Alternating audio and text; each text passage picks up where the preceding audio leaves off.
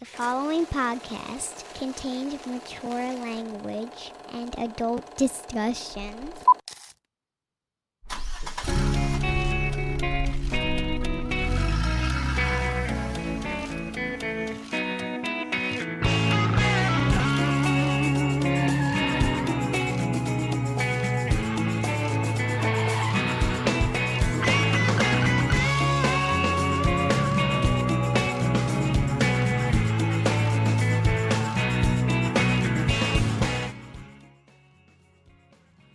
This is me sitting, being thankful, working on my thankful pose. I'm thankful it's not bike week by me right now in New Jersey, Kevin. That's what I'm thankful about. It is here. It sure the hell is. It's, we were talking about this before the show, and we've actually talked about it on the air. It's always a week. There's a week for something in Daytona. All the time. I don't know why the location. Maybe it's. Is it that beach street that they all ride on? I'm calling it a beach street. It's not. It's the one on the water. Atlantic? No. No.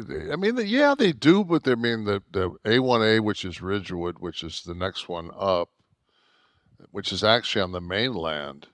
You know, the thing is with us that sucks is, if they pass my house on a bike, that means they're turning around in a mile and a half and coming back.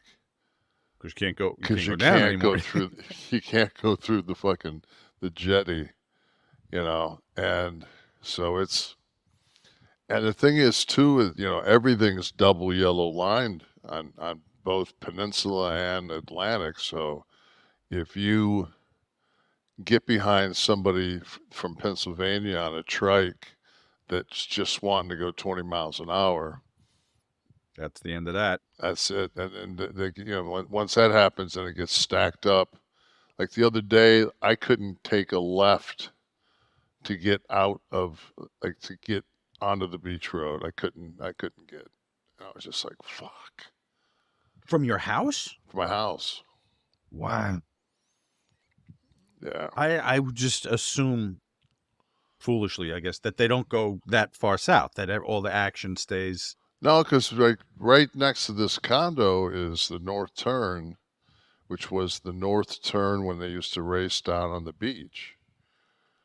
And there's a bar, restaurant, and it's right on the ocean. And there's very few, you know, places that are right on the ocean. This is oceanfront.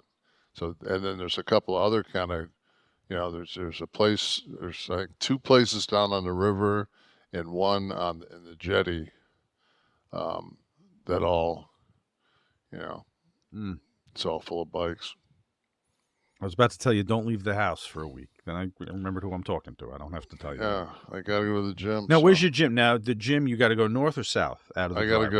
I go north about maybe 12 miles. I got to go sooner or later. I've got to cross because it's on mainland. So I got to leave the peninsula. Is it better if you cross? Can you cross before that? I can cross at Dunlawton.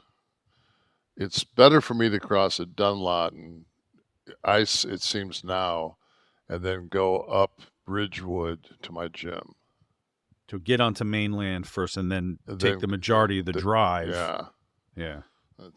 Go north on. Is that big road? We went to a Dunkin' Donuts on. Is that the? That's Ridgewood. Right. Okay.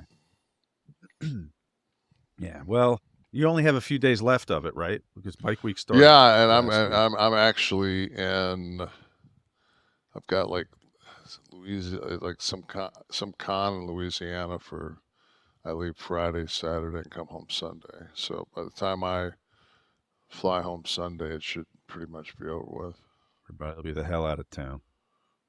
So you were home. So I'm guessing you didn't attend Sting's last match, as you told us No. that you wouldn't be. No, and you know, and for some reason, like people think that like Paul told me I couldn't go, and you know, my thing was I'm a WWE guy, but when this thing first came out, came to fruition, I actually I got contacted by Sting,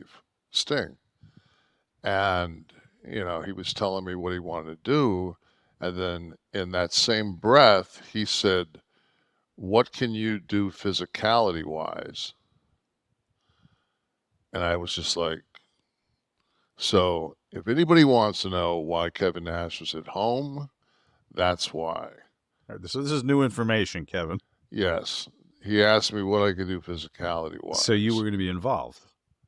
That's the way I took it.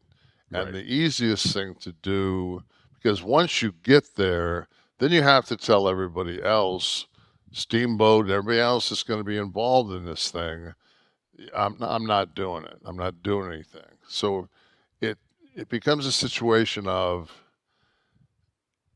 and then on top of that, you've got people going through glass, and whether it's rigged glass or whether it's not. I talked to somebody that is a friend of mine that says that the shards of that glass, whether it was candy coated, safety, whatever, cut people that were in the crowd. And I think it was the one where Sting, that when Sting hit with his ass, I think that was the one he went ass first that shattered. It shattered, and some people, So it's just like, and then all you need is somebody to get some kind of an injury. And I've been in the ring before when people have gotten injured, and I promise you, they're not going to sue AEW. They're going to sue AEW and all the independent contractors that are involved in the match. So it was just easier for me. I was at Ric Flair's retirement match, but I didn't go to the match because I didn't want it. I was worried for Rick's health, and I said, man, the last thing I want to do is see something happen to one of my friends. That was the same thing with this. Last thing I want to do is be in person and watch one of my friends get hurt. So it's just like I'll just stay at home, and and on top of all that, I didn't have a retirement match. Is this a new thing? Like, did I don't know. I remember like Harley Race's retirement match. I didn't have a retirement match. I just fucking stopped doing it. Right. So it's like, let me ask you a question. Let's say you could have gone. Let's say there were. I could have gone. I mean, let's say emotionally, you didn't worry about being WWF guy, WWE guy, or whatever. That wasn't even that. I didn't go because I didn't want to go. I don't want to sit in a fucking arena with 18,000 fucking wrestling fans. Because that's where they were all. I don't care if it's the Sting seating area. I've still got to get in and out of the building. It's like I don't want to go. All right. So my question is, if you want to see me, I'll be in Louisiana. You can see me at my table. That's it. Funkos, how much? $60? I'm not whatever they charge. I'm just saying, if you want to see me, I want to see you. But nobody's coming to see me at Sting's retirement match. Therefore, I don't need to be there. What I was going to say is, how much does it come into play with something like this? Of who else is going to be involved? So he asked you about your physicality, right? So then, does a wrestler have to be concerned with, all right, who the fuck am I going to be in the ring with? Is it like I know that I'm going to be in the risk? Number one, I'm going to be in the ring with the Young Bucks. Okay, they're both athletic as fuck, and I'm in pretty damn good shape. And I'm not. I mean, there's no fucking way if I'm getting involved, I'm not power bombing those two fuckers. Period. Well, you could say that. Yeah, you could. I'm just saying. I'm not part of the deal. I'm going to power bomb them both. And now, whose night is it? What stings? Yeah, so why am I doing anything? Why am I power bombing two guys he's going to beat later? Why am I being involved? Now, guess what? You take all that out of the equation if I'm sitting on my couch in Florida. Correct. So there we go. All right, well and done. that had nothing to do with Triple H. It had nothing to do with me being a WWE guy. It had everything to do with I know what's right for me. I know what's right for the match. I know what's right for the evening, in my opinion. And I did exactly what I thought was right, which was stay the fuck at home. But I don't think there's anything wrong with saying that. You're closely tied to the company for which you worked for years, made you a heavyweight champion, who you are prominent in their merchandise, including 3 versions of Kevin, by the way, in the 2K game. I don't think there's anything wrong with saying that's the company where I worked. No, I mean I don't. Even when you said that a few weeks ago, I didn't think there was. I've got another. I got another figure that's coming out. It's like I get a figure or 2 every year. It's like they keep making merch. They keep putting me in games. They keep using me. So it's like, right, totally understandable. It's fine. So I guess now that's a thing. Then we kind of agree that the last match has become a bands are doing it too, right? Like the last tour, the final tour, and I guess that didn't happen in the 70s, right? Did you know when Grand Funk Railroad's last tour was going to be? Did they call it the last tour? I think they just went on tour and then they all fought. How many last tours did Kiss have? They had a couple. They Right. did have a couple. Yeah, so I think this is new stuff. Big payday. You got to know it's the last one to spend last one money on the match. So I get why Steve might want that big send off. Anyone know what he made? Or was it part of his existing thing? I'm sure it's part of his existing thing. All right. Last week, Tom Talker was listening or watching, and he said John Tenta dropped a great elbow. He used to have a delay and sort of a turn before he dropped it. Always thought it looked quite impressive seeing this 400-pound monster coming down on his opponent. I do remember that. We did talk about the elbow drop, for God's sakes, last week. Practically a wrestling podcast. This week we're going to do the arm drag. I think somebody's mic is on. I'm hearing people enjoying me and laughing on mic. Thank you for the boost of confidence. Corey S. Morgan. Kevin, Sean, you guys should talk about Blackjack Mulligan. I'm sure Kevin knew him since he was pretty familiar with Barry Windham and Mike Rotunda. Blackjack was gone away from the business when I got in. Okay. Gotcha. It's so funny how much Barry began to resemble Blackjack as he got older. Yeah. I remember one of the better.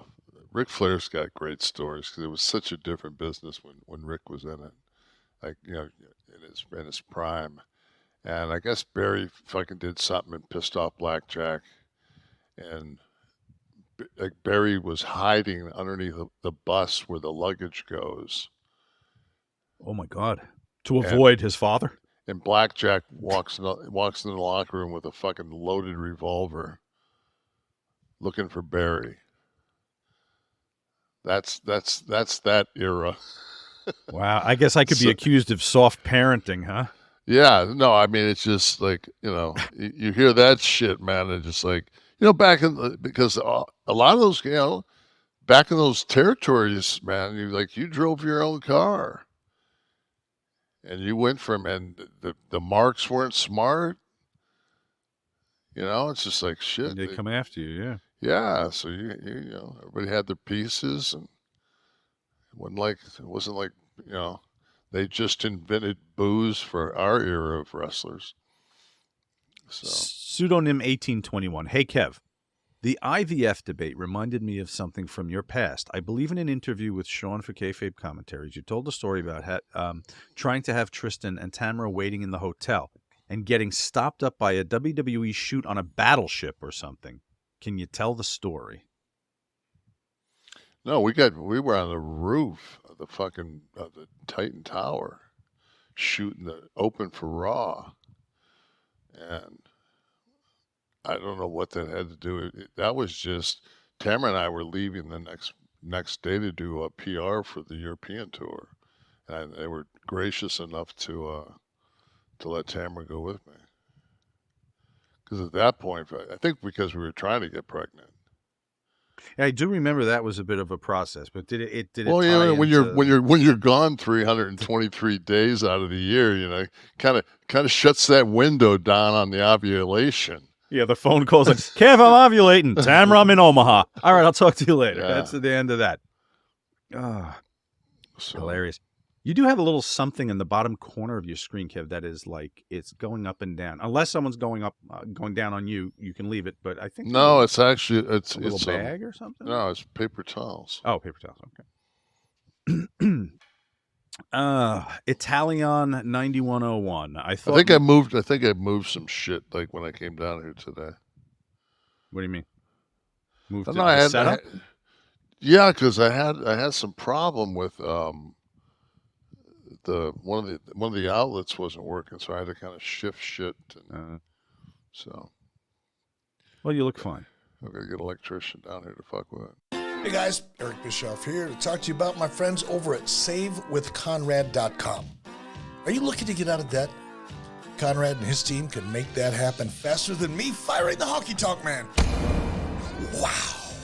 And you know that controversy creates cash, right? But you know what doesn't create cash? Credit card debt. Save with Conrad can help you consolidate high-interest credit cards and all of your other debt into one low monthly payment. They can even help you get the cash you need for home improvements or anything else. They've helped 83 Weeks listeners save $500, $600, $700, even $800 a month. Seriously, your papers are going to go down faster than Nitro ratings in 2000. Ouch! And how about this? No house payments for 2 months. That's right, no house payments for 2 months.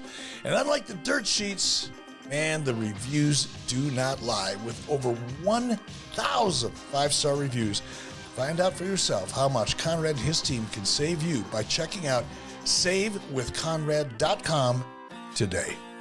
You'll be grateful you did. NMLS number 65084, equal housing lender. Woo!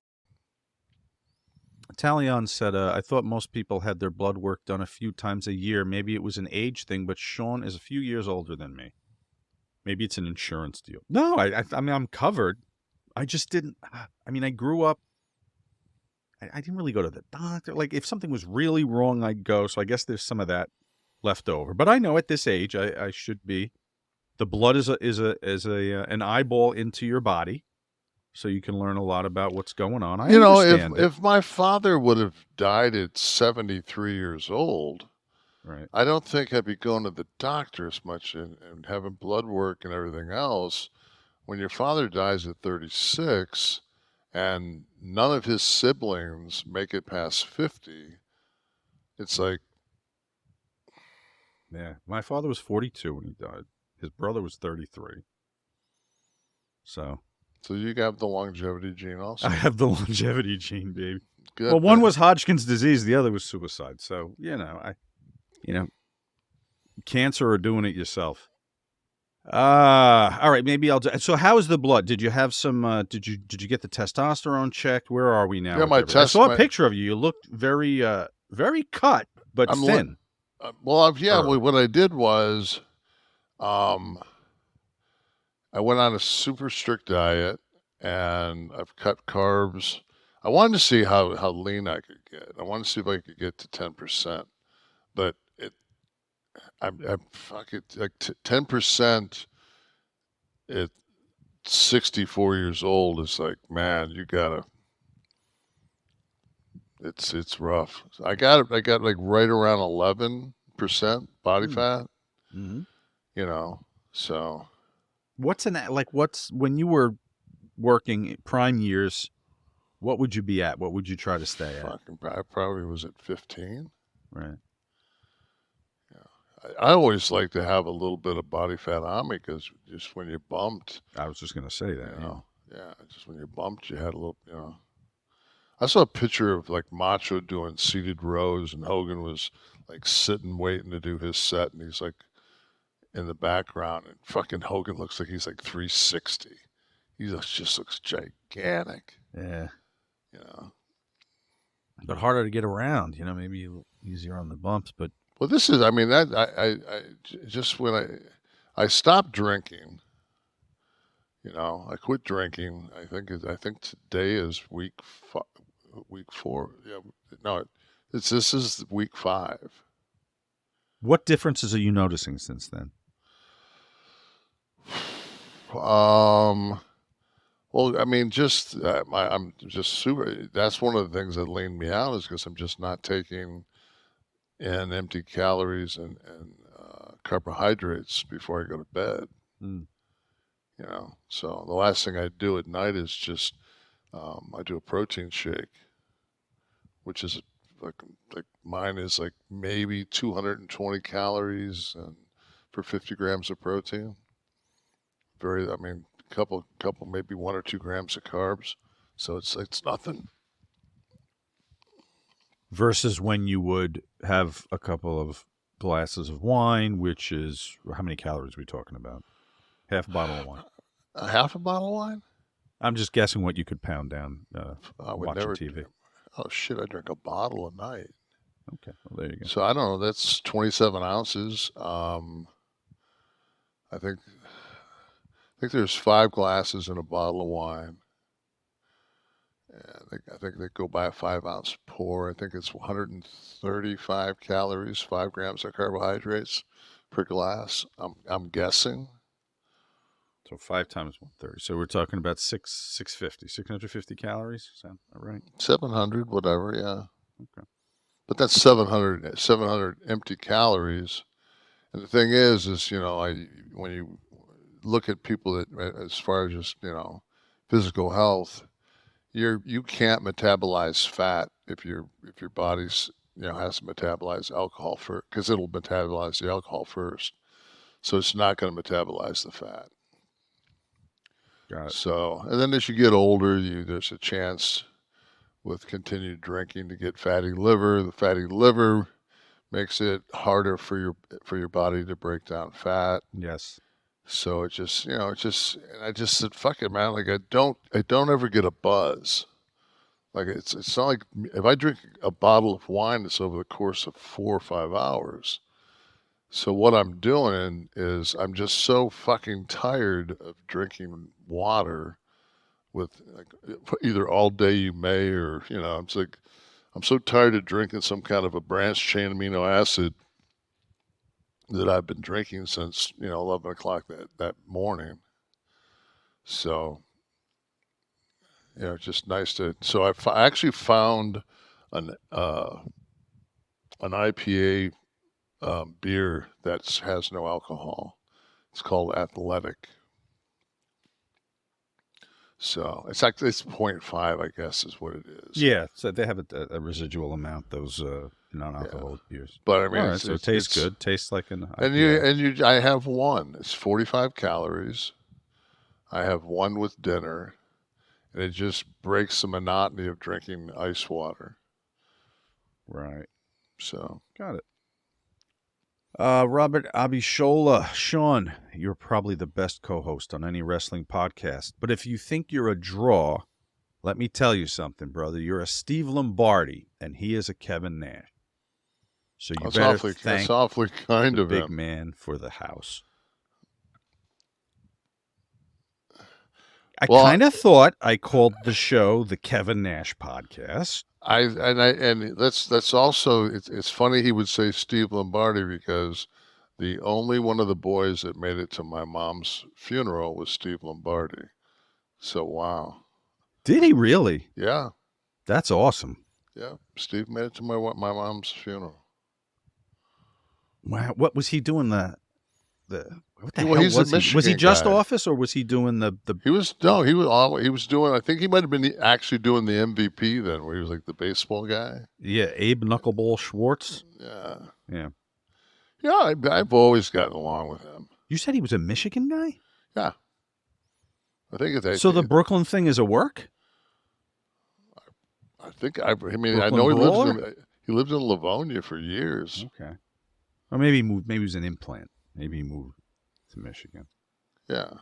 Reared in Brooklyn. And Because everybody knows it, man. If you're going to make that make that big move out of Brooklyn, Michigan, Detroit's the fucking, that's. pack those bags and get the hell out of yeah. New York, kid. Make something of yourself. Interesting. Yeah, well, I have no problem admitting that Kevin draws the house, Robert, if this is important to you. And thanks for the backhanded compliment. I was talking to my wife a while back, and I said, it's so funny. I said, every time we do this show, I said, I have the dick job because I just had to have a conversation with Sean. I said, especially during football, this was during football season, when you have to read that DraftKings fucking ad. Jesus, the disclaimer. I'm just like, fuck, man. Like, I don't know if I could,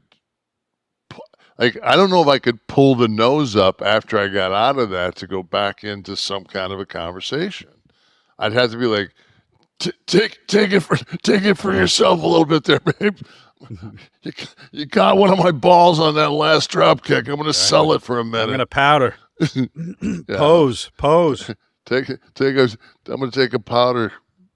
I'll come back when I get my wind. Well, this is work, right? We call this work, don't we? This is work. I consider work anything that I have to do. I can't press the fuck you button and not show up. Right. So this is work. Mr. Green 2341, probably too much to hope for, but it would be nice if there would come a day when so many Americans didn't respond in their political disagreements. Oh, you're just a right winger, or oh, well, you're extreme left. Those aren't counter arguments to issues. That's labeling and dismissing people when too lazy to come up with a convincing argument to make one's case. I agree. Common sense. And we respond, I think, both, either on air or sometimes in the comments, when somebody disagrees but puts up a cogent argument or just presents their case without the going to the name calling and all the stupidity, that will usually get a response, and that starts discussion. And that's how shit used to be years ago. You could have two people in the same room. I'm sure you have very good friends at one time who disagreed with you politically, but you could sit there and have a discussion and still move on. You know what's funny? I was watching some of the coverage yesterday on if you want to call it Super Tuesday. Just on the coverage yesterday, and I've gotten to the point now. Both Tamara and I, it's like, fuck it, man. Like we can't watch the news. I was talking yesterday. Last night, I had occasion to spend some time with former Governor Jim McGreevey of New Jersey. I saw the photo. I believe the first openly gay governor. He did resign as a result of that. He's going to be on Jake Tepper's show, isn't he? Probably. Yeah, he's mounting a comeback. Times are different now. It's not as scandalous. So he's actually running for mayor of Jersey City. But anyway, we were talking about politics, and I mentioned how we talk on the show about. He wants your number, by the way. About how it seems that the extremes have totally separated. And he said something interesting. He said his father would say to him, after World War II, he said, everyone watched the same news. Didn't matter who you voted for, what you believed, how you were raised, or who you prayed to. We all watched one news. And we formed our opinions based on that. And whereas now, of course, it's a buffet, and you can just take what you tastes like you like. Yeah, but to me, it's just like, when like growing up, it was like there was Cronkite, there was Brinkley, and God, who was the other one? Well, Cronkite was the heavy. I mean, Yeah, he was everybody. My dad watched Cronkite. My like that. I know that for a fact. I remember watching Cronkite. But the thing was, with even like we watched channels, we watched ABC local news, and Bill Bonds was the anchor guy in Detroit that I remember. And if he would just tell the news, and then if he had his own opinion, it would stop. The camera angle would change. He would turn, and it would be the Bill Bonds editorial. right. You had to make the distinction that this is not news. This is how I feel. This is how I feel. Yeah. And see, we've gotten away from that. I think we've, like I watch Lester. I watch NBC News, so I watched Lester Holt. Yeah. And before that, I watched Williams. What was his name? Brian Williams. Brian Williams. And so I watched Lester Holt, and like that's the only we actually tape that news, so we're gone because you usually get a roundup, and then if something happens of significance that comes across Google or Reddit or something like that during the evening, like I'll look at my phone, I'll be like shit, and usually I won't go to MSNBC and I won't go to Fox. I'll usually go to CNN because I think they're a little bit more down the middle. Like I watched MSNBC to start like last night because I like Ari Meltzer. I like Ari. I think that he's kind of a more unbiased of all the MSNBC people, and he's just got a sensibility to him that just he doesn't talk a whole lot of shit, and it's not so much his opinion, and he's got a pretty good legal mind. So, but last night it was like it was Rachel Maddow and crew on MSNBC, and I watched it for like 10 minutes, and it was just like I'm not voting tonight. Like, I don't need to put up with this shit, And then, so I was flipping around trying to find something to watch on just a movie or anything. And it was just, God, it was just like sometimes, that whole, but one thing I saw though was during this, was they had like a ticker tape of different exit poll opinions. And one of the exit poll opinions for the GOP was that like 69% of the exit poll thought that the fact that Trump was convicted of. No, it wasn't. It didn't. I'm sorry. I'm wrong. It didn't say. It did not mention Trump. It said, "Can a president should a conviction hinder somebody from running for president?" And like 69% of the people said no. And I'm just like, so we have this evangelical crew who I really thought, when he said that he could grab pussy, would be like, well, he's not a Christian. That's just not the way. Christ wouldn't say, yeah, go ahead and grab some ass. But that passed. Yeah. And now they hate foreigners more than they love Jesus. Right. And then now, it's with this, the sexual assault trial. And he's got to pay this woman $85 million. I guess that's okay. But don't you touch a frozen embryo. I'm going to draw the line there. So it's one of those things where I just look at it and I'm like, I mean, that's if it, you know, I'm not evangelical, so I don't know what their thought pattern is. I don't know. I just have a problem with somebody that if I was to go to a house of worship and I was to give them, you know, my 10% or whatever you're supposed to, whatever work they worked, back in the day, to give your 10%.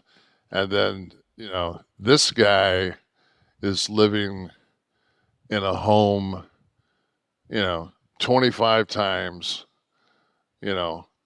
nicer than mine and has wealth and, private plane and all this other shit. And I'm thinking, I don't know. I just never really, I just wonder how many of these evangelists we'd have if they were in a 40% tax bracket. Well, that's the thing, is that I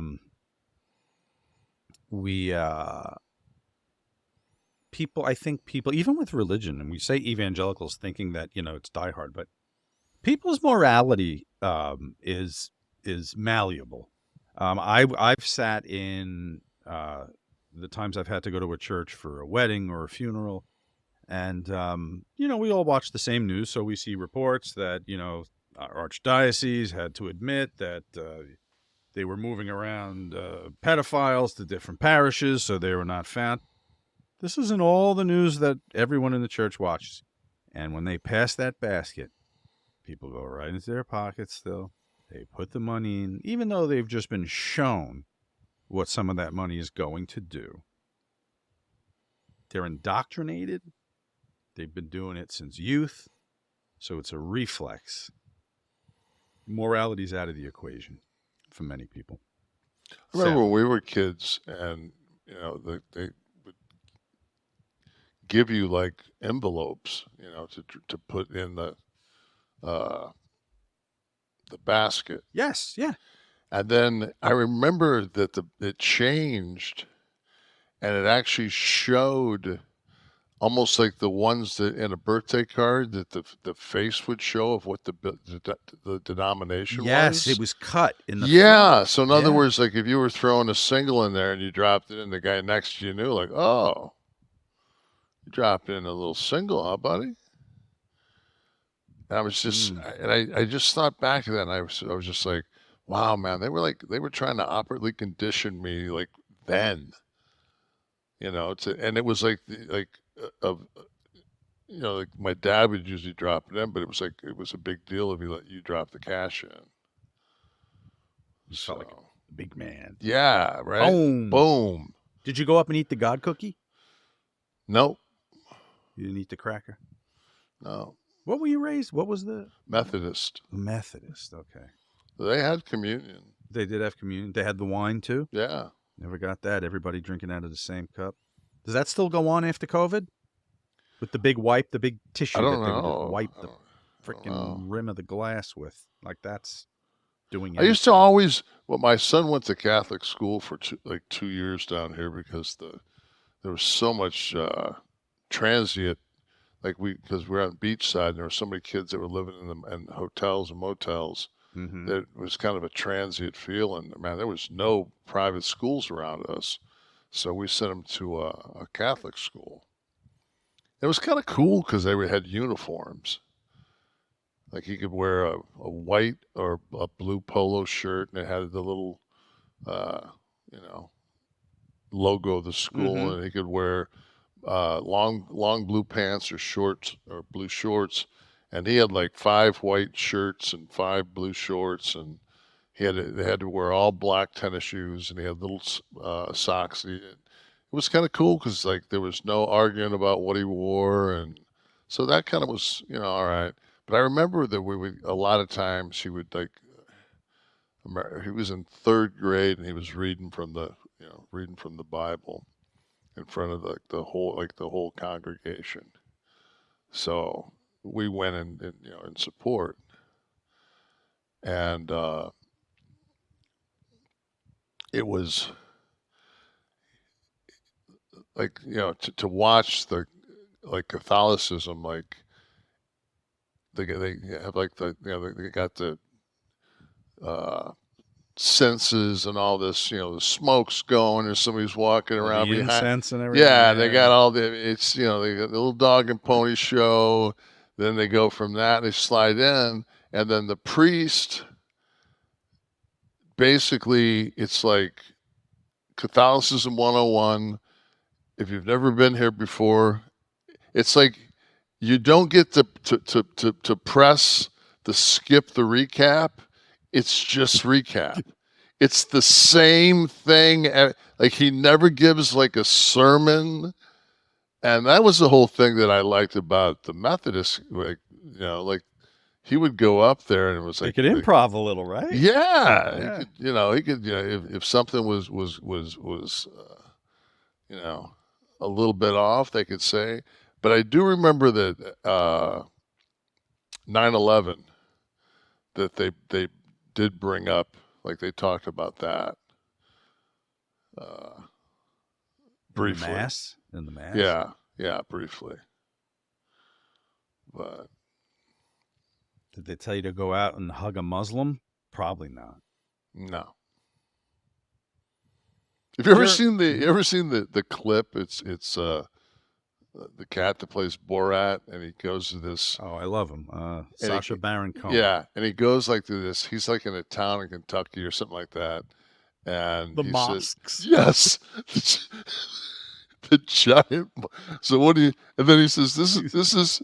Which plan would you like? Here's the first one, and this it's like is a half a city block. And then the other one's like, it's like, fuck, man, it's like unbelievable. And then it looks like something from Game of Thrones.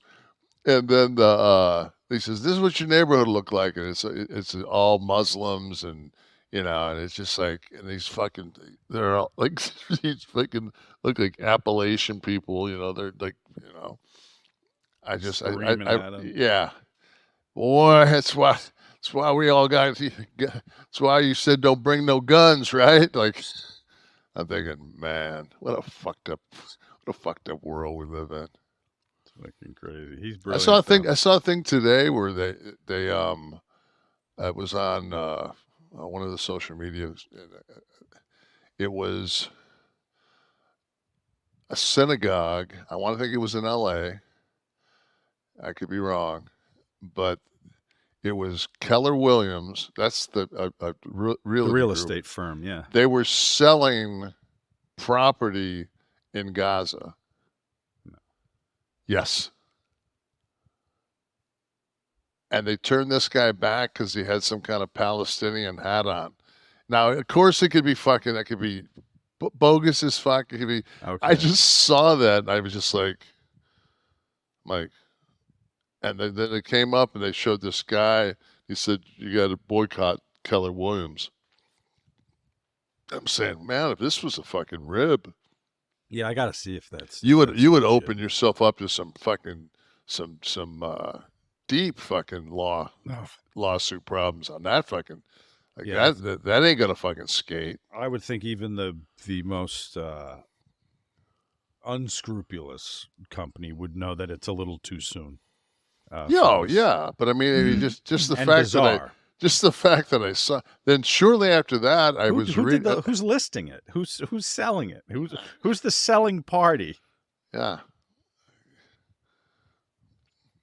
I was talking to Barry Bloom the other day. I think we were talking on Sunday or whatever. Is it contract time, brother?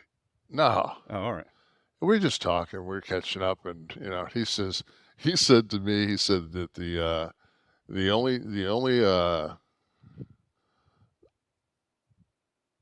only people that have worse PR than the Democrats is the fucking Israeli government. Israelis, yeah. This fucking horrible, man. They had some woman the other day, and she was just fucking barking at Hezbollah about, what they wanted to sit down and to start this ceasefire, whatever, and it was just like, I was just like, God, this. It said, the Israeli spokeswoman. It was on television. It was actually, I think I saw it on Fox, and I was just like, doesn't seem like that's going to go anywhere. Mm. Did you happen to see a news clip? There was a couple of follow-ups on it. I was talking to Sean Waltman, and I asked him about it, and he said he saw it but didn't really dive into it. But it was Great Britain had given like advisors to the Ukraine, and they were like working on some kind of a missile system, and that was going to fire like deeper than, like into actual Soviet soil. So these are military advisors that are showing. Yeah, these are how military to design. advisors. Well, no, they've already got the system, but I guess maybe it's I wasn't familiar with the system, so it must be a British missile system, and the Germans somehow intercepted some translation that was picked up, and they made it public. And I'm thinking, isn't Germany in NATO? I was going to say they're supposed to be on the team. Yeah, like I'm thinking, like I guess that fucking oil and natural gas fucking seizure that fucking Putin's got on. I'm fucking fucking hell, man. I'm just, you know what? I just say fuck it. I'm just gonna take my assets and put them where Pelosi does, and then call it a day. Jeremiah Schuyler said, "New game idea, Dead or Alive, is an interesting one. Like you said, our perceptions can tend to be quite different from reality. Example: I just learned that Roman Polanski is still alive. Maybe you can include a couples round too, because Sarandon and Robbins have been dead since 2009, LOL. I didn't know they weren't a couple anymore. I think I said last week that they were a long-standing Hollywood couple. Apparently, no longer. I actually, somebody said that on our comments. I responded to them and said, sorry, man, I don't read People magazine. Like, I don't know who's dating who. That's funny. I posted to somebody, I said I have to renew my subscription to People. That's funny. Yeah, I said I don't read People, so. So here we go, Kev. Dead or Alive. I'm giving you 5. Giving you 5 names. Just whether they're dead or alive? Dead or alive. Yep, that's it. All right. Okay. John Thompson, former Georgetown coach. Dead. Correct. Actor Brian Dennehy. Dead. Correct. Mark Aguirre. Alive. Correct. David Soul of Starsky and Hutch. Just passed. Yes. I think last year, right? Or maybe this year. Jack Lambert, linebacker. Dead. Alive. I was surprised, too. Sorry, Jack. So didn't he have CTE or something? So you get this. It's alive, but there's an asterisk we put after it there for that. Ed. All right, so 4 out of 5. That's not bad. Let me tell you what else is not bad. It is March, and top of the morning to you. This episode's brought to you by St. Patrick's Day Shamrock Shavers, Manscaped. Ooh. This year, don't just chase rainbows, make your own pot of gold and groom your little leprechaun with the leaders in the below-the-kilt care. Say goodbye to your clover forest with Manscaped's Lawnmower 5.0. Get in there and let your confidence shine bright. Embrace the luck of the Irish and join the 10 million men worldwide. That's no joke. Who trust Manscaped. You're talking to 2 of them right here, guys. Head over to manscaped.com. Use the code Kliq, KLIQ, for 20% off and free shipping. Ever since I've used Manscaped, I can proudly say my pot of gold at the end of the rainbow has been found. Meet your new lucky charm for St. Patrick's Day, the Lawnmower 5.0 Ultra. The trimmer comes with 2 interchangeable next-gen skin-safe blade heads, one for a classic trim, and a new foil blade to go smooth whenever your heart desires. Trimming the hedges in your Irish garden isn't just for below the belt. Complete your look with Manscaped's signature Beard Hedger and Pro Kit and Handyman Electric Face Shaver. We can proudly say Kevin uses the trimmer to keep his beard manicured. So look at I cut my beard off and then to a goatee today. To the goatee, yes. Or And, it was maybe yesterday. Yeah, it was yesterday. And the beard oils, I know you're a fan of, and can you know what I saw? I saw maybe it was on maybe on Instagram where Manscaped has a little portable electric shaver type thing that they're coming out with.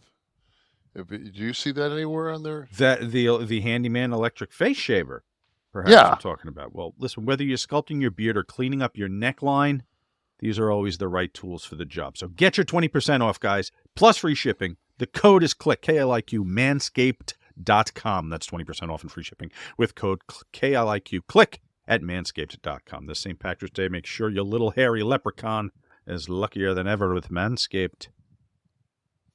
There you go. And everyone, please join us and our Manly, yes, but I like it too.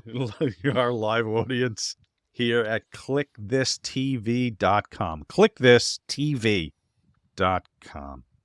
For just one low price of $9.99 a month, you get to join us here live, ask some questions, join us for the pregame show here, and you get exclusive content on the channel, uploaded all the time, and you get these shows early, as a matter of fact, 3 days before everybody else. That's KliqThisTV.com. So I guess the Hall of Fame announcements are now beginning. Are they going to do one a week? How are they handling this? Because they announced Heyman. Right. But I don't know. That's the yeah, only because one. we're what are we, 33 days away? No, 31 days away now? We were shooting this on the 6th, so yeah. I guess. Yeah, I think that They'll drop a couple. Maybe there'll be some Yeah. weeks where they drop a couple. They have to. But I don't think it was a surprise that this would eventually happen, right? I'm hoping Demolition gets in this year. Wally? Yeah, Demolition is due. There's a lot of people that, you talk that Yeah. aren't in yet. And then there's the others that, eventually. How many they do a year? Is it 7? I don't know. So eventually, everyone's going to be in. I think Sullivan's got to go in. Yeah, of course. If he's not in, he's got to go in. That would be Sullivan would be my first choice, then Demolition would be my second choice. Paul was a good Paul. I mean, Paul definitely deserves it. Paul, because there's a few things you could talk about, right? I mean, I don't think he's going in for the Paulie dangerously with the phone gimmick with the manager, but certainly having booked ECW for Todd for a is while. huge, and I mean, he's been. I think his work with Brock made Brock more valuable. And I think the Bloodline, I think his work with them, he's a really good mouthpiece, and I mean he's about as guy. I really can't pick anybody and say he's a better mouthpiece than Paul Heyman. Well, over the years we've had, you're talking about contemporary, obviously, right? Right. Yeah.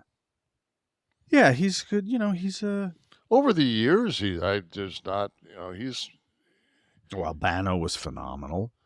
Yeah, I mean, Freddie Blassie. Bobby was good. Bobby was amazing. Yeah. Yeah. He's definitely he definitely accomplishes what you need a manager. Has Paul to done do. much commentary? Paulie did was he ever a regular? I mean, he's been on commentary. Right. But Invasion era, he was a fill-in for Lawler at that time.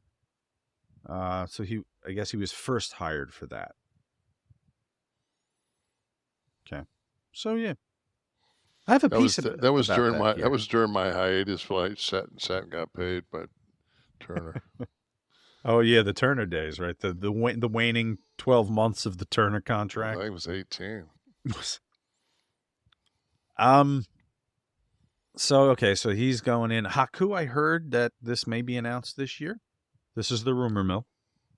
but I'm hearing Haku in the. You better if they've thrown his name out there and Don't fucking disappoint them. Yeah, don't fucking step on Haku. He'll just show up and fucking he'll just.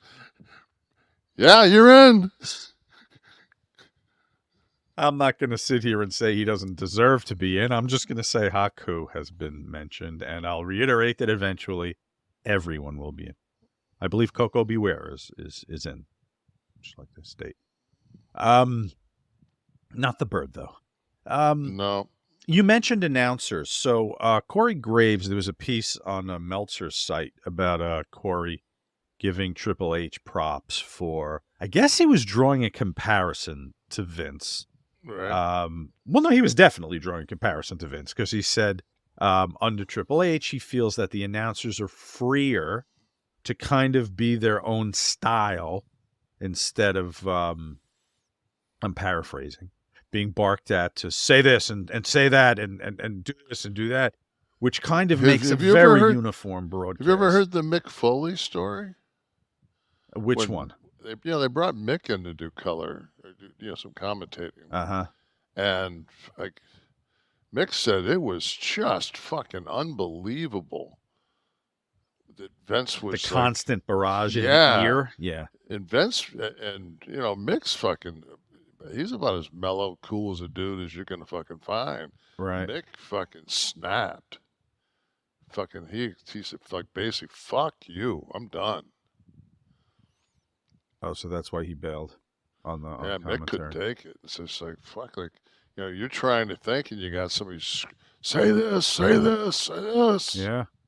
Well, Corey, his quote is, quote, when he's in gorilla position right where the old boss sat, instead of being told and prompted, hey, you've got to say this, and hey, you have to do it that way, and you have to use this verbiage, he, I think, understands that we're all fans and we all love this in different ways.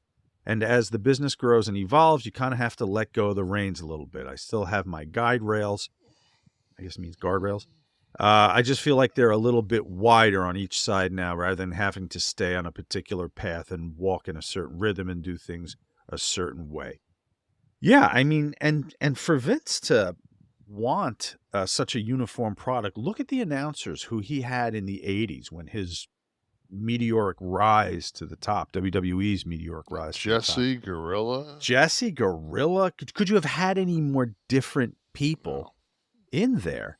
And that was kind of why it worked. Bobby and Gorilla together. He was the conduit, though. Vince was there. But Vince wasn't telling Gorilla to be Gorilla or no, Bobby but he was. He had his hand on the rudder at all times. Right. And I think that once you go backstage, that it's a different fucking deal. So. Yeah. So that's good to hear. I used to like Vince. I mean, growing up and shit, listen to Vince. I liked his comment because he played it straight. He was he was calling it like a contest, and then he'd have Jesse with him or whatever. Oh, come on, McMahon.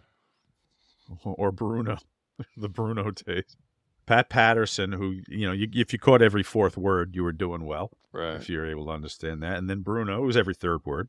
And then he had finally found that synergy with Jesse. Wesley just typed on what a maneuver. That's because Vince knows about as many fucking wrestling fucking moves as I do. He definitely wouldn't be calling moves. It wasn't a JR I need to call Osprey's next fucking match. Osprey, what a maneuver! Osprey, another maneuver. That's phenomenal. Who were your favorite announcers over the years? Who did you enjoy listening to? Not working, but if you had to watch a broadcast, the few times you were forced to watch wrestling in your life, who did you enjoy listening to? I loved Jim Ross. Mm-hmm. Because Jim Ross, anytime I had a match, it was like, please, can I have Jim Ross? Because Ross always, and then you could sit down with Ross and say, Jim, this is a story we're trying to tell. And he would, the more you worked with Jim, the better he could do his job. I thought that's fascinating. So before the match, you kind of let him know where you're going to go. Yeah, like when Brett and I worked, it was just like, when Diesel's on his feet, Brett doesn't stand a chance. But the longer it goes, the more that Brett can ground Diesel, and that was the story that the psychology and then he would tell that David and Goliath story, and then he would inevitably as this goes on, it's for the hit man. And it was just, Right. it was Huh. so easy to, to do. I mean, I don't understand why everybody doesn't do that, because once I did that with Jim, I did that with everybody that I worked. If I had a major match that I worked with, I thought Shivani was good. Mm-hmm. He was. Yeah. I thought he was good. The gorilla quotes were always great. Jen weighing in with miscarriages. See, but they were different. It was WWE was an entertainment product, whereas I think the WCW guys or the Crockett guys before that were calling it like a contest. So getting the Gordon Sully with the pronunciation of the souffle, or Irish whip. leg dive takedown. And whereas we just needed to be entertained by Bobby and Gorilla. How about Sammy Guevara? Did you see that Matt Hardy had his nose broken? No, it wasn't Matt. It was Jeff. I'm sorry, Jeff. Yeah. Jeff Hardy had his nose broken. Jeff got. And so it was a shooting star press that the landing was not correct. Samuel landed out of place and on his brain, on Jeff's face, unfortunately. So now he's suspended for this. What is this going to do? So they do these suspensions. I don't get AEW. it. I don't get. So he's going to stay home, but he's going to learn to do a better shooting star press. And I don't. It's like if it was with malice, then yeah, like he should be suspended. But a botched move's a botched move. If anything, he should be in a ring somewhere getting some more Sammy training. Sammy can work. Sammy just fucking Yeah, what went wrong? Figure it out, and then you have another match. I don't know what the purpose of the suspension. I don't. Yeah, is it punishment? What is it? I think that Hey guys, I was going to chime in real quick. Steve can maybe pull it up, but he wasn't suspended for the shooting star, or he was suspended for after they stopped and checked on Hardy. He hit his finish, and they said he was told not to. Well, let me see. What I have here, though, is let me see what I have. That makes sense. No, thanks. Because there's. I mean, I'm sitting over here puzzled now. It's just like, okay, well, fuck, hell yes, hell yes. Steve may be able to pull up the video of it. There's a ton of fan footage where you can see like the. Yeah, I have. Let me see. I got mine from SE Scoops.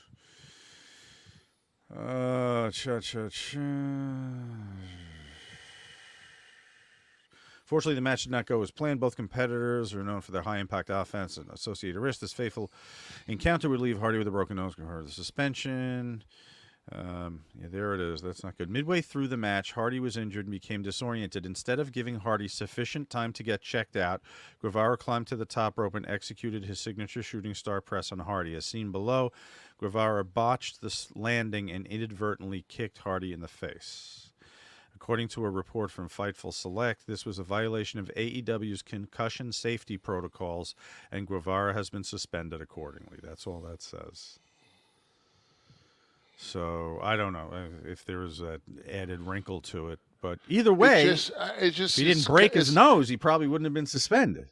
Just look at it and I say, man, it's really hard for me to adhere to the concussion protocol when Darby fucking catapults himself from Mount Olympus through glass onto the concrete floor, and that's okay. Especially once everybody like meticulously, like the only, like the next thing is going to be like they're going to have one of those prefabbed homes underneath the fucking ring, and they're going to pull that out and put it together, but not the roof. And then they're going to catapult into that, and then they can fight, with a camera over the top inside See of the what's going on house. inside. From room to room, through the walls. It's just like, you can't. I don't know. Sometimes that's all that needs to be said. Yeah, it's just, I don't get it. But there was a TKO investors call this week. Mark Shapiro, the COO of WWE's parent company, talked about what's to come. And Kevin, I had a few bullet points I pulled that stood out to me. I read that, and it was like, we're not going to have Corona ads in the middle of the WWE ring now. It sounds like we're going to. Well, which I guess you could, right? I mean, what the hell? When I was champion, I went down to the Super Bowl, and I met a couple of pretty high ups with Anheuser-Busch, and we went to the Maximum party, and we drank, and maybe it was a Playboy Wet and Wild party back then, whatever it was. But I had these guys interested in putting the Budweiser red, the Budweiser emblem on the turnbuckles at pay-per-views. Just pay-per-views, not Raws, just the pay-per-views. Something that people were buying anyway. Mm-hmm. And they were talking, and I knew, what production was costing. And they were talking probably around $200K, and so I brought it back. I brought it right to Vince, and he says, "No, we're competing with Disney now." And I was just like, "Okay, really?" And then jump forward to this is 95. Jump forward to 97. And they're trying everything they can to get a fucking beer sponsor with Steve. Oh, right. Of course. Did you ever get one? No. Not even on the Zamboni when you would drive? He was the perfect, I never got that. Like, how the fuck can you not? And they were, especially once they became dominant in that time period. How could you not have, I just never understood it. I mean, it was just Steve got a milk ad, when they put the, the thing around, and he had a glass of milk in his hands. He did a milk ad, but Steve never did a beer ad. And I was just like, God, that's fucking, I can't say that, but. Of all the, hockey has it on the boards. Soccer now does that digital projection onto the field. It's been in boxing rings forever. It's in MMA rings. So, I mean, I guess it's the natural progression, right? I mean, there's no reason it couldn't be there. Just so used to seeing it a certain way. It might look weird to me. I don't know. I'll get used to it, though. Yeah. No, I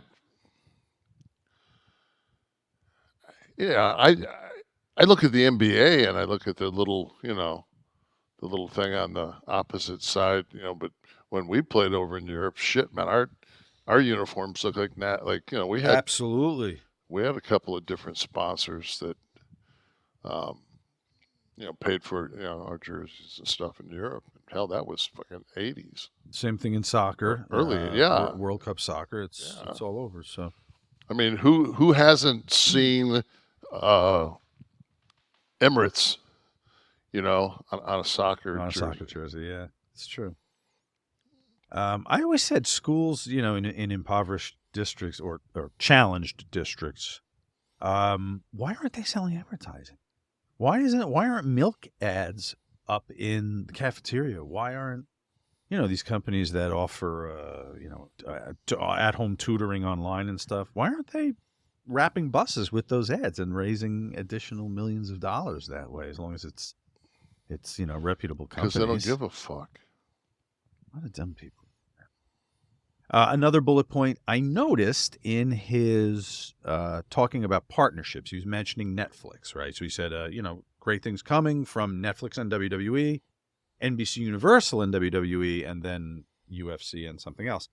So NBC Universal still in the picture for long-term plans. I saw one of the things I thought that was interesting in that article was I guess they did it in San Jose. I wasn't aware of it, but they did like a 2-night. One night was WWE and one night was UFC. Yes. And they kind of counter blended the talent to a degree, and a little bit of like an informal cross-promotional thing. Yeah. So, and then I did notice that they said that like this WrestleMania that they were going to be bringing some high-end celebrities to WrestleMania to kind of give that a little bit of a different feel. I saw that because, I mean, they own Endeavor, a huge talent agency in Hollywood. So, yeah, it makes sense that there'll be some of that now. I didn't see any names, though, so I don't know what's coming. But I think Kay Ballard was... Good. Is she going to be the timekeeper at the bell? I think she's going to be just the MC for both nights. Or maybe it was Amy Schumer. I don't know which one. Well, they did say big names, so it is consistent. Kevin, a man got 217 COVID vaccinations. This is true. After he got 150 bugs taken out of his nose. That one's going to live with you for a while. Oh. 217 COVID vaccinations over the course of time to see what would happen. And guess what happened? He didn't get COVID. That's the first thing that happened and nothing else. So, yeah, but Wesley's saying Borg Genesis patient absolutely. Zero. He's ground zero Borg Genesis. That guy's all of a sudden they'll be talking about like Okinawa and some of those places where I think they're called centurions or whatever they are, that people live to be over 100. He's got a bit of a glow about him now, but it'll be like fine. and this and a fatty fish diet and 200 vaccines. Yeah, he's from Magdeburg. Say that correctly, Germany. 62 years old. That's a very Borg Genesis. Magdeburg. Yeah. Borg Genesis Magdeburg.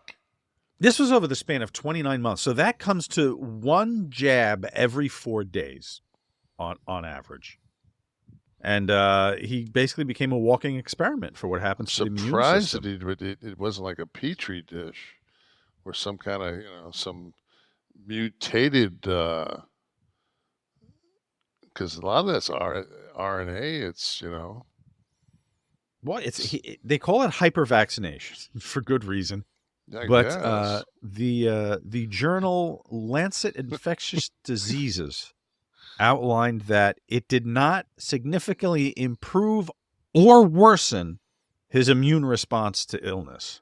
But it also did. He was not allowed to hyperventilate while this was going on. So the entire hyper everything was fucked up. Hyperborg, hyperventilate, hypervaccinate.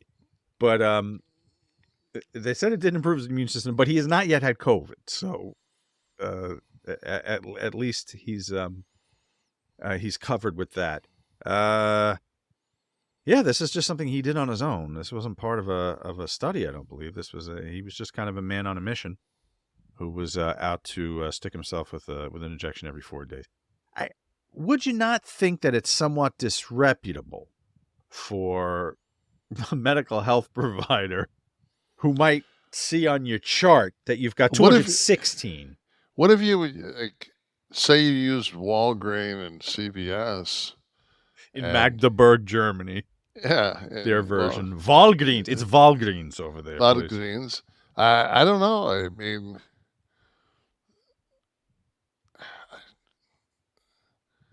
you'd have to have some kind of access to the vaccine. I would think someone's doing. Oh, yourself, so that. Yeah. Yeah, I mean, you'd have to. Your wife works at Pfizer. They don't pay. Bring it home. They don't pay her a salary. They just give her vaccine. You know what I want to try? I'm going to be a man on a mission. I'm going to try taking 217 Bluechew this weekend, Kevin. I'm going to see what I can. I'm going to see how much I can destroy with my rod. This Tap Out segment is brought to you by Seek and Bluechew. destroy. Our friends. Let's talk about it, guys. Sex. Guys, remember the days you were always ready to go. Now you can increase your performance and get that extra confidence in bed. Listen up. We're talking about Bluechew.com. Everyone knows it. Everyone loves it. Bluechew is a unique online service that delivers the same active ingredients as Viagra, Cialis, and Levitra, but in chewable tablets at a fraction of the cost. Pop them, chew them discreetly, and you're ready to go. Anytime during the day. Take them anytime, day or night. Plan ahead. Process is simple. I want you to go to Bluechew.com. Consult with one of their licensed medical providers, and once you're approved, you'll receive your prescription within days. This is all done online, guys. The anonymity is second to none. All right, no visits to the doctor's office, no conversations, no waiting at the pharmacy to get anything filled.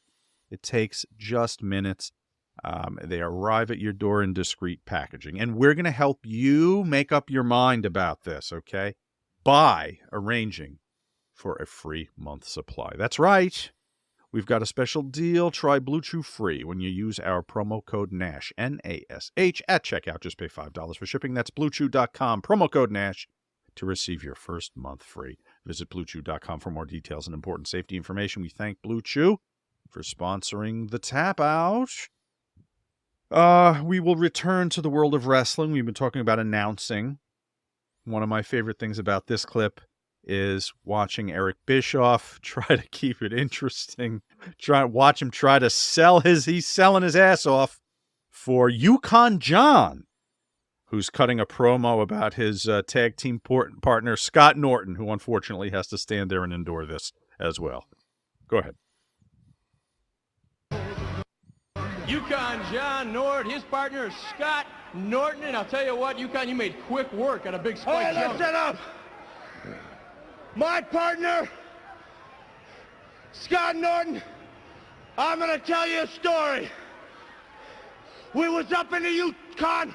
We got up early one morning, and we was chopping trees and chopping wood. And Big Scott had got to the lumber shack before us. And everybody knows what lumberjacks eat. They eat a lot of pancakes. And the lumberjacks, we all rolled in, and Big Scott had got there about 20 minutes before us. All right. And we walked in. Right? You're done. You're checking what's going on the Golden Girls. At some point, Eric's like, oh my God, 200 pancakes. God bless him. There he goes. Look at him. Give me some audio on Eric right there. 98 pancakes. 298 pancakes. That's right, 5 more than the world record. Well, You got to earn your money somehow, right? God bless him. John Nord. I heard a story. I think Scott told me the story. Nord walked in the locker room one day and just dropped his pants and projectile fucking shot feces like 6 feet against the wall behind him. Bad pancakes? What happened? I guess that's the last 5 that broke the world record. The world record. Came back and creeped up on his ass, but turned Alex Wright into did you ever hear the Pez Watley? So it's behind him. It's Sheiky and they're going through the customs somewhere, and it's Nord. And Nord's a big old fucking guy. And Nord's like shutting his bag up, and Sheiky's like next one. So Sheiky's, and then they get into the building, and Sheiky comes up to Nord and says, Nord, you got my gimmick. He said, I don't have your gimmick. He said, no, customs, I threw it in your bag. Sheik threw his Coke in Nord's fucking bag.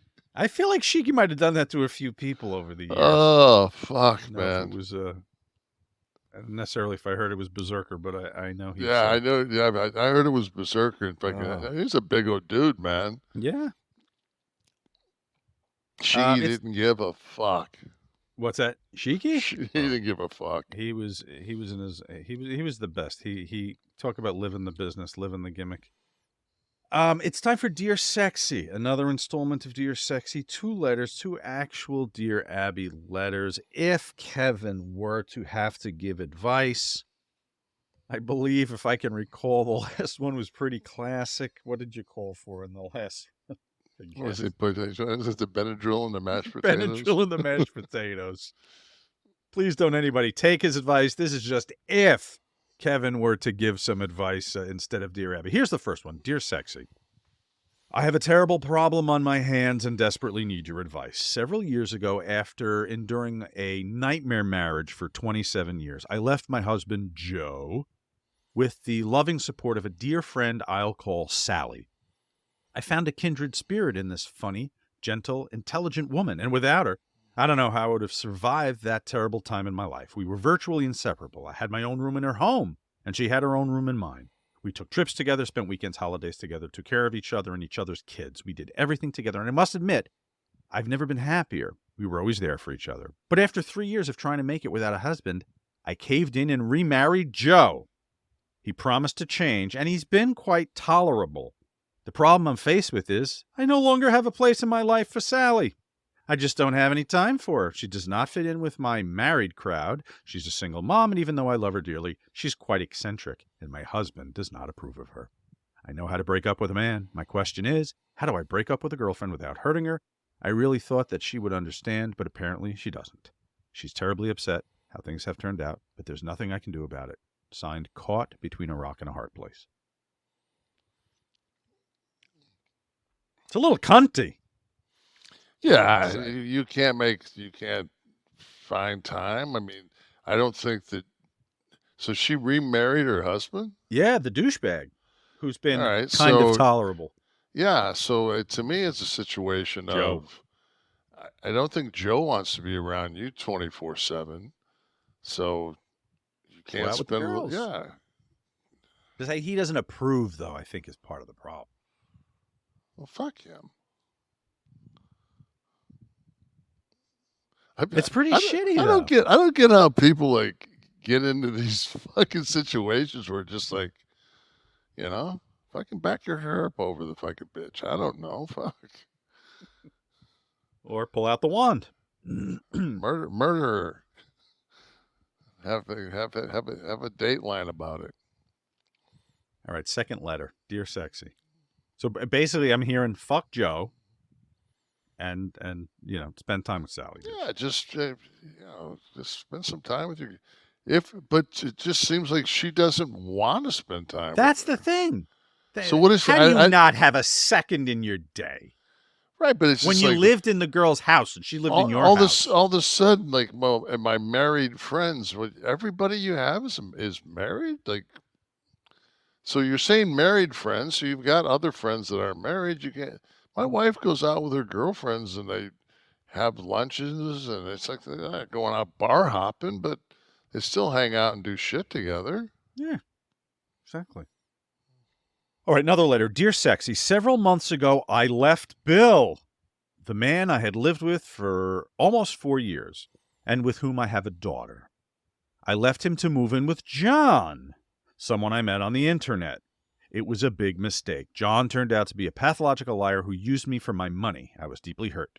Sexy, during our 6 months together, he was hired twice but was fired from each job within 2 weeks. I bought him everything he had. He promised to repay me, but I haven't received 1 red cent from him, and I'm now filing for bankruptcy. Bill and I are back together now and are getting married soon. Since he will be raising the child, he wants his name on the birth certificate instead of John's. John's leaving the state, and I don't think he'll be back. My question is, what last name should my child have? John feels the baby should have his last name because he's the biological father. He threatened that if I didn't agree, he would get a court order. Well, if he's got no money, let him come after. See you in court. You got no money. What the fuck you gonna do? That was from Undecided in Pennsylvania. Well, yeah, number one, like, both of these fucking women are losers. Bill and John and Joe. You wonder why there's so many. You wonder why there's so many gay guys. These two women right here. That's exactly why. All right, the high spot of the show. Ask Nash, brought to you by our friends Mickey Ray Sinatra and Courtney. Yay! And their lovely, wonderful Get Blitzed. Kev, you got one today, didn't you, brother? Got a package today. Thank you, guys. You have some more of the key lime by any chance, or what'd you get? I haven't got a chance to open it. Okay. My wife came home and she was at the salon. She's actually getting a pedicure though, so I guess that didn't. But she's getting a pedicure today, and she stopped by and got the mail, and she said that it had came. Well, so tonight you could be rocking and rolling with some nano-infused Delta 9 THC I have the syrup. prime. I have the prime. I wanted to try it. That's it. We were going to do the prime. Let me know how that works. Maybe I'll give that a shot. Okay. Guys, if you haven't tried the Delta 9 Sip and Syrup, you're behind. You're behind us. You're behind everyone. The Get Blitzed Lit Aid revolution is here, y'all. What is it? What is it? It's potent. It's like THC on steroids. It's a syrup. It's a simple syrup. You mix it in any beverage, like a tea, white soda. Try it with Prime. And it's just as little as a teaspoon is what we're talking about, okay? Fast onset, 5 to 15 minutes. Nano-infused, by the way, means it goes right into your bloodstream, okay? It bypasses the breakdown in the liver. It works like alcohol. It's a tolerance killer. This is not gas station Delta 8 bullshit. This is the real deal. It's THC, Delta 9, the THC you get from marijuana. All right? And, you don't overdo it. Teaspoon, half a teaspoon. You sip it, watch your favorite show like Kev does after the show here, and you're going to be in the zone. If you're in Maryland, stop by one of the Stay Lit smoke shops. But for the rest of us, it's legal to ship. Okay, so go to the website. As long as you're over 21, this is a done deal. And we're going to give you 15% off, okay, by entering the code Kliq at checkout, Kliq. Share the checkout screen with us on social media so we know that you're rocking and rolling with us. Go to get-blitzed.com. That's get-blitzed.com to try the Delta 9 THC Sip and Syrup Lit Aid from Get Blitzed at get-blitzed.com. Use the promo code Kliq, Kliq, and save 15%. Thank you, Mickey. And Courtney. Thank you, Mickey. And it's time for Ask Nash. Hashtag Ask Nash is how you can do this. We will find you. Just post it on Twitter, and we will get you, like Thomas Logan did. Oh, he's got an F, marry, kill. This is the 1980 edition of F, marry, kill. Sigourney Weaver, Bo Derek, Jamie Lee Curtis. Feel free to bring up the picture. He also wants to know if you watched Alien in the theaters and where that might have been. So there's a shot from Alien, Sigourney Weaver, Bo Derek, famous shot from 10, and Jamie Lee Curtis. I was always a big Jamie Lee fan myself. I want to fuck Jamie Lee, marry Bo, kills. Like an alien. Yeah. One of the aliens to go after her, yes. Did you see Alien in the theaters? 1979. Oh, yeah. I thought Aliens, the second one. The second one. I think we talked about this on the show. We were talking about what sequels were better than the... Yeah. I thought that. Man, what are we doing, man? I don't remember it. I'll have to watch it again. I'll have to... right, when I do my horror film marathon in October. Wayne Swindles says, hi, met you a few times over the years. Is there any funny stories from the NWO tour in Bolton, England, 2013? Is that the one where the fucking guy brought me, Scott, and Kid over? I'm guessing it is. And if it's 2013, it was after the it run. was. So this guy brought us over. And I did Milton Keys. I did like a Comic-Con. And then the next day we're supposed to take off and do this. And the guy faked a heart attack and these two young guys had to fucking like it was so unbelievable.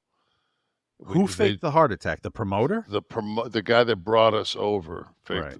faked it.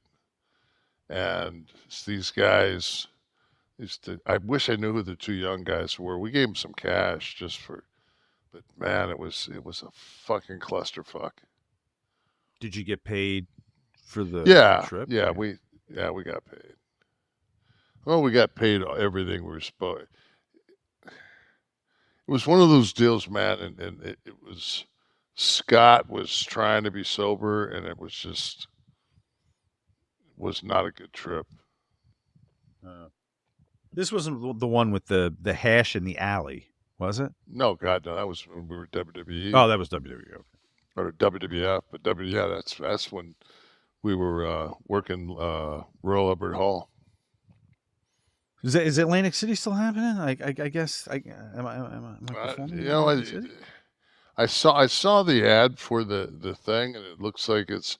I'm going to talk to the promoter tomorrow, but it looks like it's a nostalgia, like a '90s type thing, and I really don't want to do a nostalgia thing. I don't even know. What was it, like TV shows from the 90s and stuff? No, it's like nostalgia, like 90s wrestling. Oh, just wrestling. Right. You know, just 90s, but it's, you know, it's just like, I don't want to fucking pigeonhole myself into a fucking, I think I've done more than 90 wrestling in my career. The money for the nostalgia era is as green as the money from the Comic-Con convention, I would think. No? No. It's not different color? It's just... All right. Well, find out what the deal is. It's just more of it. Well, I Todd telling me, I said, I just got booked for something in Atlantic City. I see you're doing a live podcast. I said, am I? See, I think Kevin told me that too. Well, no, I said we would talk about it. Right. You know, and I told the promoter we'd talk about it. And then he's telling people that we're doing it, and it's just like, you know, it says live podcasts. Right. Well, Raven will be there for God's sake, so maybe he's doing that. Oh, good to see Sean. So, all right, let's see here. Who else we have? Let's see who else is in there. Eric. So okay, so I'm not added yet, so that's, you know. Wait, who were the athletes? Who were the? That's what I mean. It's got. See, I don't like when there's like wrestling and. Wait, this is different. These are all different dates here. These are different events. Go to the one that's. This is Rockaway. That's at the racetrack. Go to the one that's just the '90s. That '90s thing, because I saw some. Did I see some New York Rangers? That might have been for a different thing. No, it's just this '90s wrestling con. Wrestling con. So yeah, he went to this screen. So this is Misfit Market at the Meadowlands. That's a different thing. Okay. So far announced Eric, Waltman, and Sabu and Raven. Okay. Very good. John Simonson, Kev, you briefly mentioned doing the Coliseum video appearances with Hillbilly Jim. I don't remember hearing a lot of stories about him. Do you have any interesting interactions or memories about the man? Thanks, and keep up the great work with the podcast. When we got done with our time at the booth, me and Sean were running. You know, we're out running around. So, what at the? This was that big in Vegas, the video convention. Right? Yeah, once we got done with, we didn't hang out with Jim. Not that there was anything wrong with him, but just he wasn't, you know. Yeah. You only need one wingman. Correct. All right, what do we got from the audience? We have everybody here. Sean was single back then. Okay. What do we got here? Humberto Ramos. Are you ever coming to Northern California, Kev? Wish I could meet you someday. That would be dope. I don't. Is Stockton considered Northern California to you? I was just I in mean, it's- Sacramento. I was the one who thinks that he's a draw. I was. Stockton. Where is Stockton? Stockton's north because it's 60 miles from San Francisco. Oh, so absolutely then. Yeah. Yeah. Humberto, he will be in Stockton in, what'd you say? Well, I don't know. Gilbert brought up a date. Oh, okay. Gilbert's my The booker. my man. So All right. we're seeing if things work out. Gilbert, get us 6 figures for that podcast appearance in Atlantic City. Based on the logo for the event, I don't know that there's 6 figures. No, the it's graphic design. Yeah, as I'm saying, it's just one of those things where I'm like, well, let's see. Well, nothing let's against see. any, Maybe nothing. Yeah, nothing against anybody, but it's just my Maybe we're perception. wrong. My perception isn't that. That's. All right. Who else is in the house here? I saw somebody eager to get in. Headingite. If you could have a last match, what would you choose to do? How would you tell that story? I don't think you'd ever do it.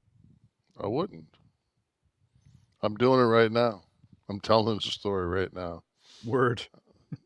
Yeah, it's like my podcast is my last match. Yeah, it's like fuck, man. Like I was talking the other day. I'm just like fuck, man. I really went after it in the gym the other day, and I woke up this morning. I was like, oh my god, I'm paralyzed. Another one from the audience. I don't think people realize like what it's like when you hit 60. I don't. And especially how many I've had, had so many surgeries and just. Yeah, I mean, your 60 is not the average 60. No. Being under the knife and having shit. And I ran hard, for a lot of years. I ran hard. So, I mean, I always worked at the gym, though. I think it was my saving grace. I think that's why I'm still here. Is I was always health conscious. I didn't do blow. I was got the blood done too. Yeah, I was a cannabis guy. I drank my beer, and then when I hit like 40, I switched from beer to wine because I couldn't take the gluten anymore. And then now I'm not drinking at all. So, did you just rip one? That would be tremendous if you rip one on can. Rip? No. Oh, I thought maybe a plane flew over you. No. A prolonged buzzing type noise, and I thought maybe a little gas. What do we have? I saw a Brit with a question. Did anyone hear Corny go off on Darby for that spot? Holy shit. I read like a transcript type thing. I think he called him a moron like 395 times. It was like I don't think Cornette was a fan of that. No, I don't think he would be a fan of any of that went on there. And it's one of those things, man. It's just like okay. So this is the whole thing. I'm retired. I've already retired. I haven't done anything since. I've done a couple of interviews on WWE. When Alexis had her show with me, Scott and Pac came out. I've done a couple of other things, speaking, but no physicality, and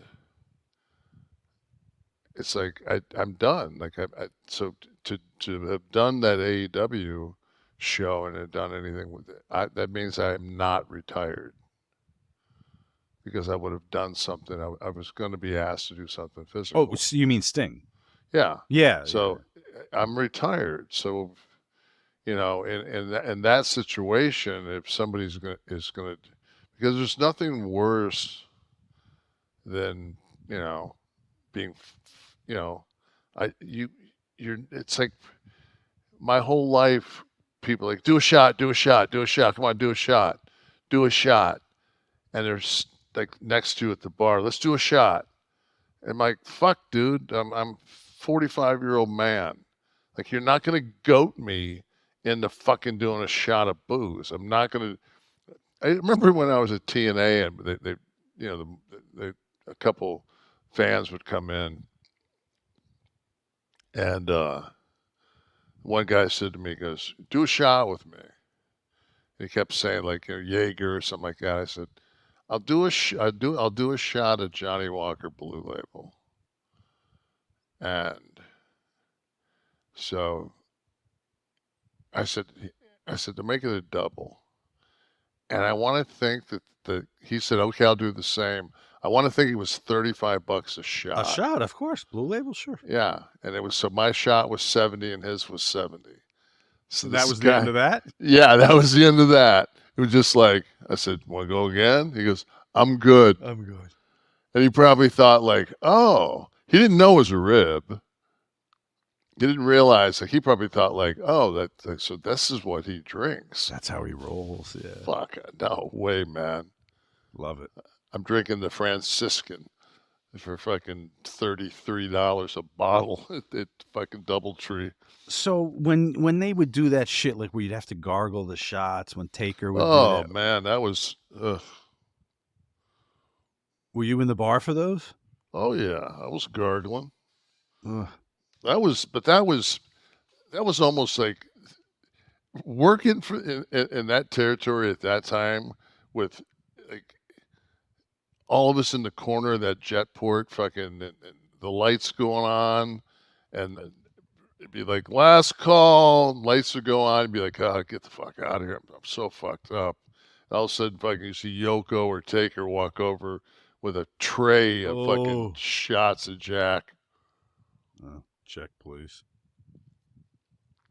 And that was the whole thing. If you could go home and you'd get called out for it. Right. But if you're going to stay there and Mark or Yoke was going to pick up that tab and you threw one over your shoulder, first time somebody threw one over the shoulder, I think it was Gigolo, fucking Del Rey. It was like, they were just like, oh. Then after that, it was like, Henning, got to gargle him. And then the thing was, you'll never get a cold if you do if you gargle a shot of Jack every night.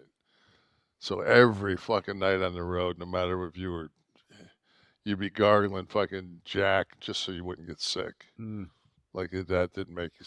Now it's like, if I smell Jack Daniels, it's like, flashbacks, unpleasant flashbacks.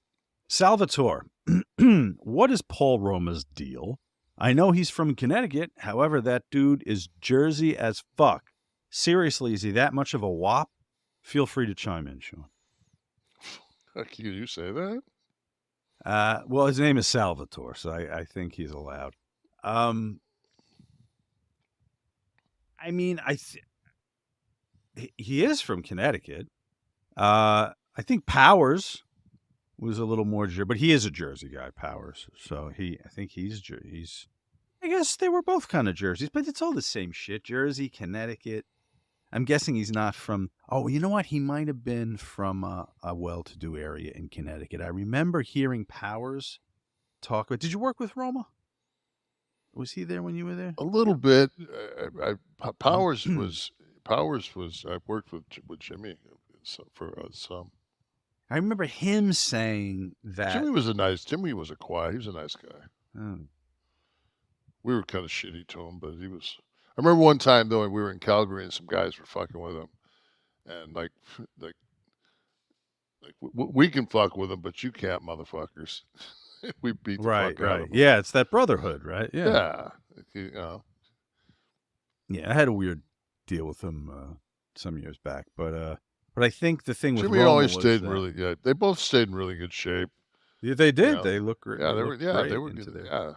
But I think he was very preppy. I think Roma was very preppy. Maybe he was from a well-to-do family. Always kind of pressed his clothes and had that thing. I think I remember Powers maybe ribbing him a little bit for that. All right, let's see what's going on in the audience. Let's wrap it up with a few of our friends who are members of the 11 Soft Club at KliqThisTV.com.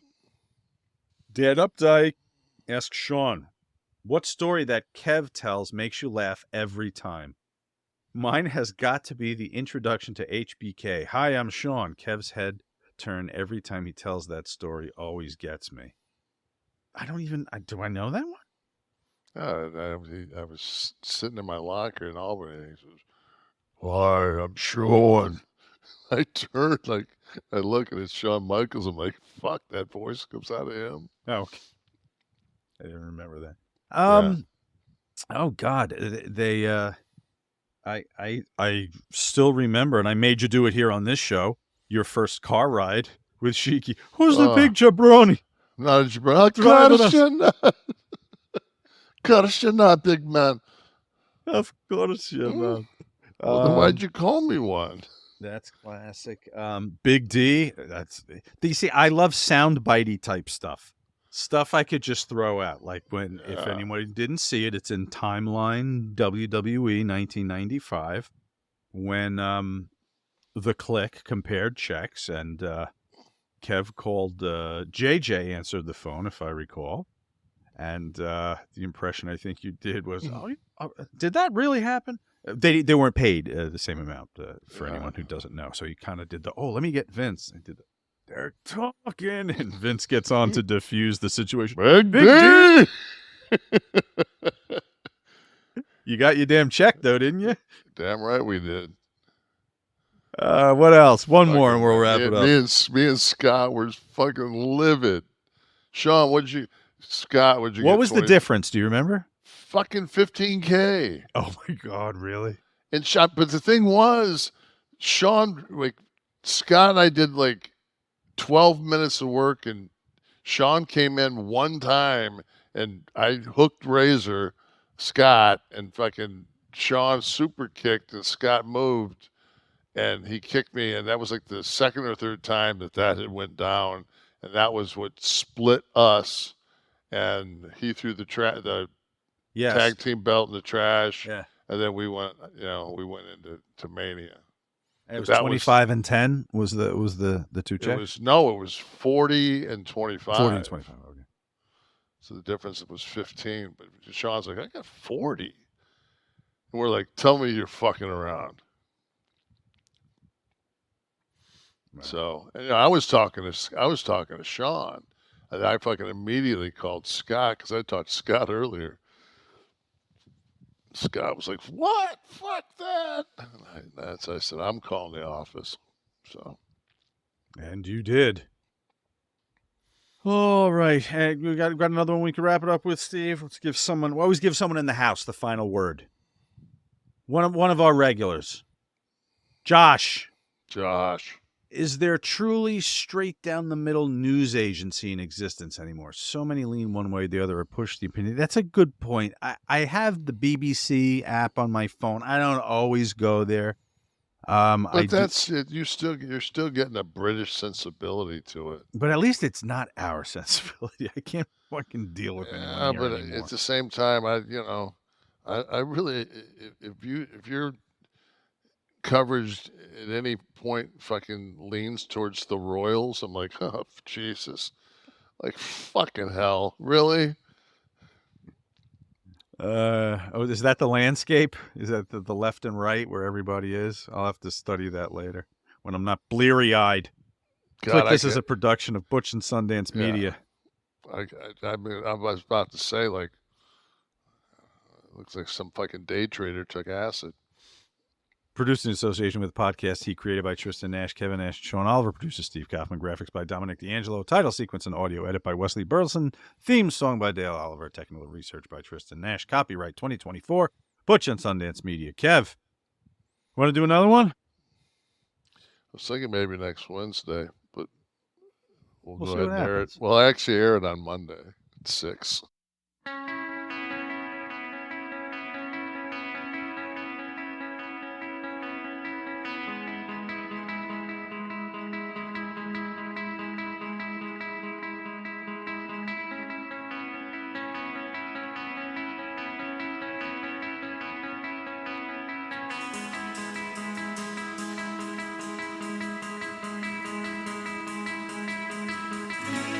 Let us free.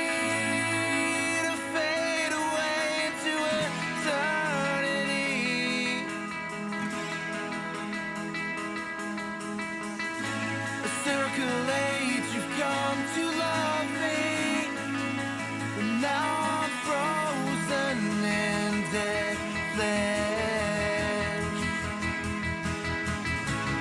Oh, Sophie, I knew all along it was a trick, but the customer service never answers the thing.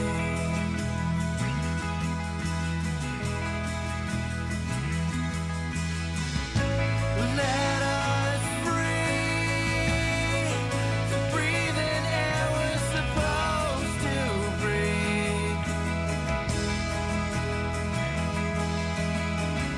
Through twists and turns you've come to love me.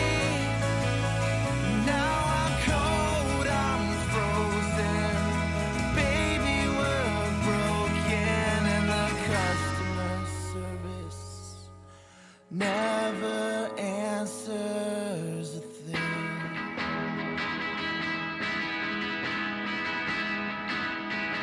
Yeah, the customer service never